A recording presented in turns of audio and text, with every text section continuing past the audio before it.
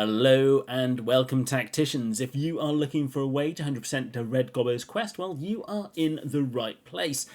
However, it does have a lot of RNG. You've got bouncing squigs, exploding presents, and, well, lots of enemies as well. I would ask that if you find these walkthroughs helpful, if you could help me out by hitting that subscribe button below. But I'm guessing you've already skipped ahead, so let's just get on with this walkthrough. Common 1 kicks us off with no chain damage and no mechanic. You've got 3 turns, but you're not going to need it. The big thing, though, are the squigs. You need to watch out for this bounce trait, as if you hit them, they'll be thrown in a random direction, and if it's occupied, they'll cause damage, which means you won't get that 100%. But you can get around this by overkilling, so let's do that here with Snotflogger. 1 down, 1 to go. We'll announce the Wa with Boss Gobbos, which often overkills. And finally, we'll throw some explosive presents at that one up there. Now, your summons should be the only ones who get attacked because everyone else is spaced far apart, and that should make mission 1 easy. Common 2 means no mechanical units, so I send Snotflogger down to kill this squig and summon in a tank. And finally, throw the explosive presents at the grot here. The enemies will obviously target your summons, and then you should have a very easy turn mopping everything up.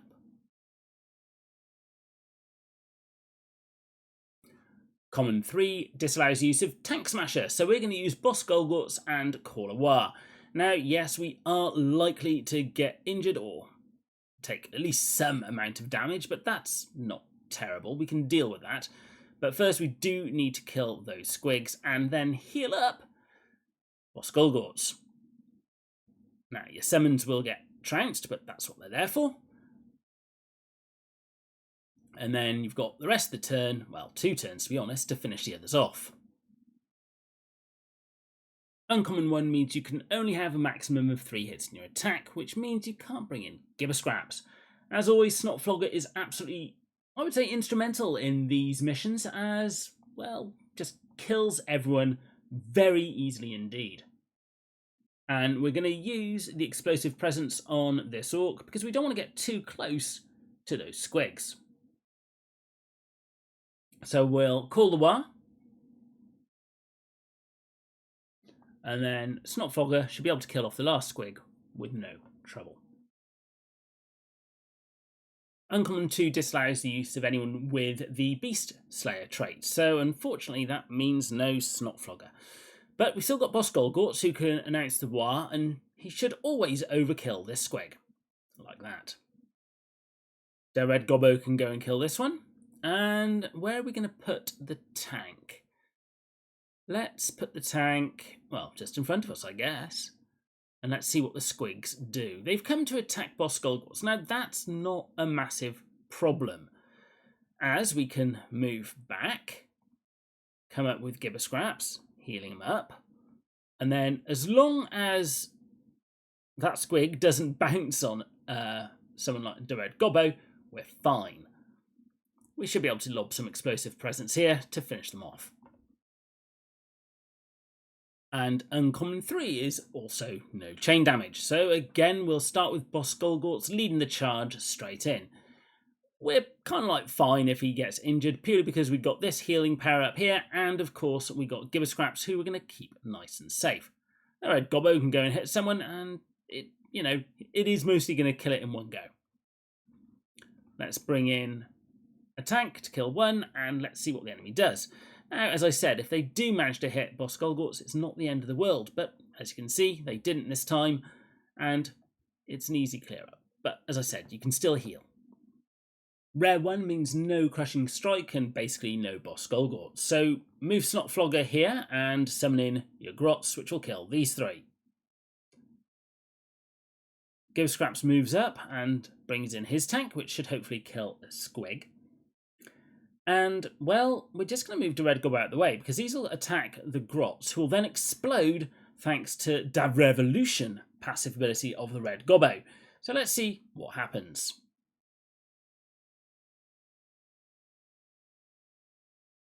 Well, none of them died, so none of them exploded.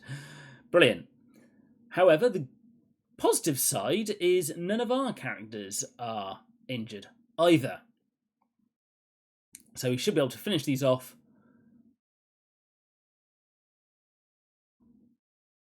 very easily indeed. Rare 2 means no eviscerating damage, so stay where you are and let them have their turn. They'll come towards you and the Storm Boy will come down and always hit the red Gobbo. At least every time I've done it, he has. The red Gobbo can then throw his explosive presence at this squig and kill 3. We can bring in the Grot Tank, which should shoot at this squig, and then just choose a decent location to bring in as many of your own grots as possible to finish the job. Like that. Rare 3 means no Gibber Scraps because you can only have a maximum of 3 hits in your attacks. Snotflogger goes across and calls in his grots, and I would use Boss Golgorts, just normally walk up and shoot at the squigs. If you have got anyone left against this grot, then attack normally. Do not use the explosive presence. Otherwise, just walk up. They'll come to you and probably do some damage, but that's fine.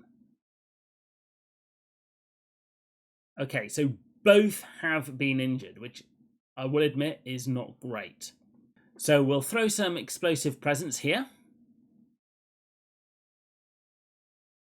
The red Gobbo's on full health. Boss Golgorts can go up, Snotflogger can come back, and Boss Golgorts should be able to kill him off very easily. Rare 4 disallows use of chain damage, so Snotflogger goes up, summons in his grots. Gets damaged. We can live with that.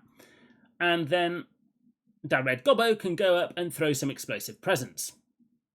Finally, Boss Golgorts can announce the war and kill off a few more. So, what happens next? Well, everyone get attacks. Our guys attack back. And we've got time to heal up and kill. Rare 5 means nothing with the Unstoppable trait, so we're going to start with moving the red Gobbo here and lobbing a lovely present towards those squigs. Unfortunately, we've now given him a health power-up. Nothing's perfect. We'll then move Snotflogger here to summon in 2 grots. And finally, call the war and do that. So with everyone spread out, it means none of the stick bombs are thrown. So that means all our characters are on full health. So all we have to do is go and kill off the tank, and the job is a good one. And we did still have that 1 power-up. Epic 1 disallows use of anyone with the Beastslayer trait, and do not initiate with a Y. You will regret it. Start by summoning in your tank, which will kill an orc. Golgorts takes the high ground and shoots down at a squig and kills it and does a little bit of damage over here. Now, what you need to do is put the red Gobbo in the centre and throw a grenade at one of the squigs. Or I suppose you could choose the orc. Now, we are going to get damaged, but that is okay, as we're going to heal up Boss Golgorts, we're going to get a health power-up, and now we're going to do the what? Now, yes, you are right, we have only got room for 1 summon to come in, but 1 summon is all you need. Epic 2 disallows use of your mechanic, so let them come to you on the first turn. Then red Gobbo goes up and throws some explosive presence at the squigs, which should kill them all. Boss Golgorts calls the war on that grot in the middle, which will enable Snotflogger to go all the way further up and summon in 2 of his grots. Leaves 1 grot left who attacks. Sure, he spawns another one, but that last one is very easy to kill. Epic 3 means you can't bring in Boss Golgorts because you can't bring in Crush and Strike. So, go up and use your explosive presence to kill these two, and you'll get a grot. Then kill the other grot with Snotflogger and get another grot. And finally, just move up and put in your tank, which might shoot and kill one.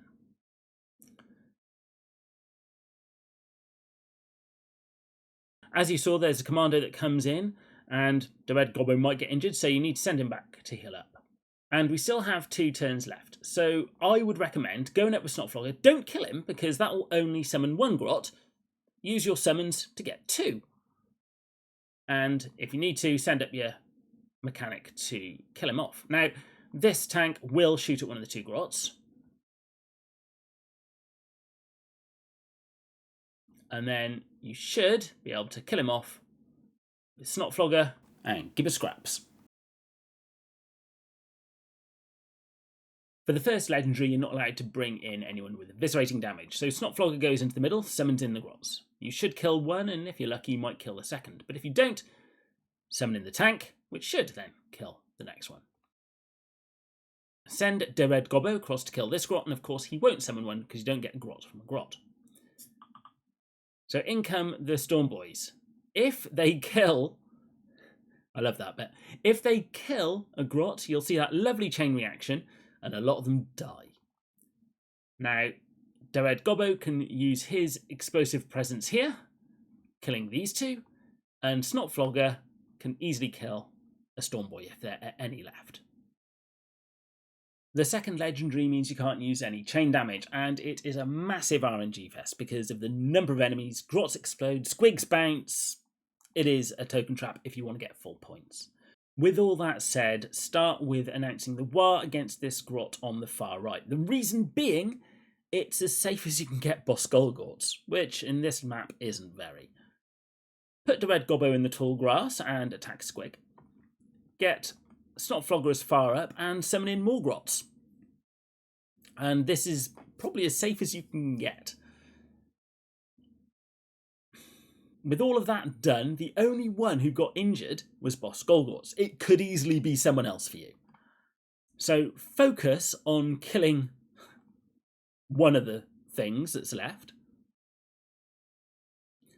And I thought that stage was over, but look, there's a guy up here, which we're going to leave alone, and hopefully he won't come down and throw a grenade. Excellent.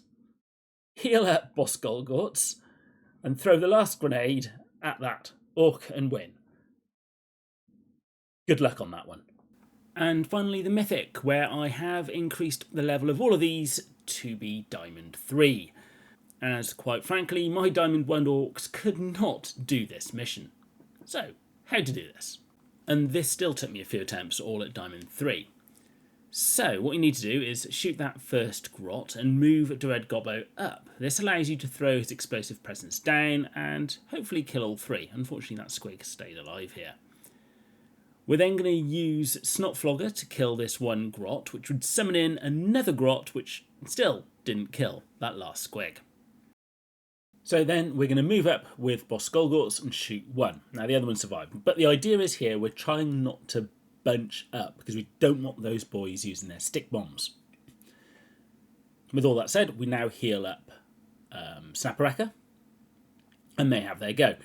Now, Derek Gobbo took a lot of damage there. He should survive. I've done this a couple of times this way and some of they, obviously they still failed. Onto the heal power-up, which heals him all the way up to full. Call the War. Trying to kill off that tank. It's very, very tough, that tank.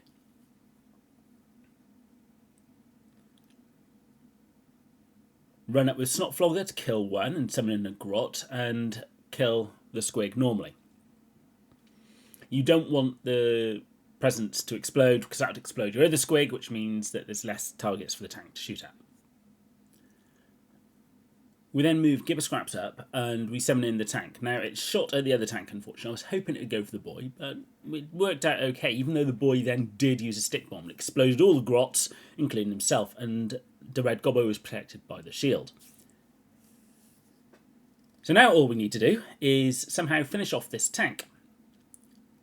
And we've got this turn to do it. So we go in, we summon a grot, do some damage. And then it's all down to the Red Gobbo and his explosive presence, which will deal blast damage to an enemy unit or a friendly got within range 2, and all adjacent units to the target except for the Red Gobbo himself. When you combine that with the Revolution, which means whenever a friendly grot is defeated anywhere on the battlefield, it explodes and deals blast damage to all adjacent grots and all enemies, you can get a nice chain reaction which you can use to kill off the tank. Like that. Best of luck in completing that one if you've got your Diamond 3 orcs.